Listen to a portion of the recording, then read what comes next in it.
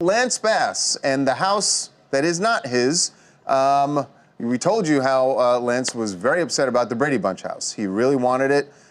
He put in a bid, a great bid for a house that was going for almost 1.9 million. Bid almost $3 million and feels that he was played along with the other people who were bidding, because he says that, and we spoke to his realtor, and his realtor backed this up too, that he says, look, we were told the highest bidder last Thursday at 3 o'clock gets the house, and the realtor for the seller told Lance and his realtor, you have the house, and then they took it back. Well, there were some issues with the house, so maybe there's a blessing in disguise?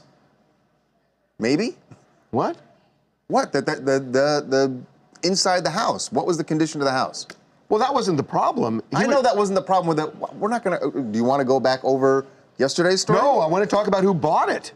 Well, we can talk about that too. Did you guys hear? So at the time, Lance had said that he was told a studio they were the highest bidder for the house, and now we found out that it was HGTV, which is interesting because, you know, they do a lot of home improvement shows. It's really interesting. Yeah, and so they also mentioned that they were going to be renovating the house, which it's unclear if they're going to make it modern inside or if they're going to make it look like the old movies. Because on the show, the interiors were all on a soundstage.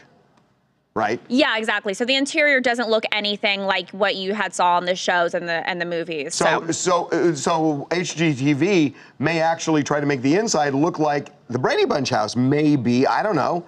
But I don't know, what would be the point? I mean, I get that it's just a project and you can do it, but then how do you sell that? I mean, does anybody really want to? Charlie's uncle is a very famous architect. So right. Charlie, what I'm thinking of is, I'm thinking of Frank Lloyd Wright, who did houses that didn't necessarily... That weren't of the time period? Yeah, that were not necessarily the time period, but they are timeless and they work. And maybe you could update the appliances and whatnot. Have you seen the Brady Bunch anytime recently? Or maybe you haven't seen the show in a long time. There's nothing timeless about what was inside the show.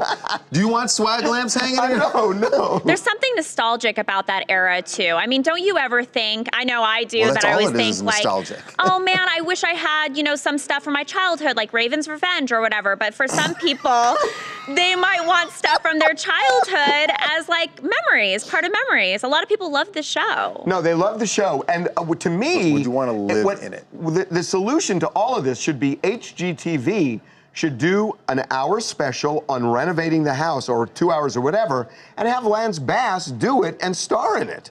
I mean, that makes sense, doesn't it? That makes the most sense. If HGTV is coming in and buying this house, already that has to guarantee a TV show. Why else would they want to just have a fun project? No, absolutely. And Lance would be the perfect guy because he loves the Brady Bunch. He wanted the house. He connects to the house, and he flips houses. And even though he lost in the end, he might actually be winning in the end because now he'll have his own show. Imagine that.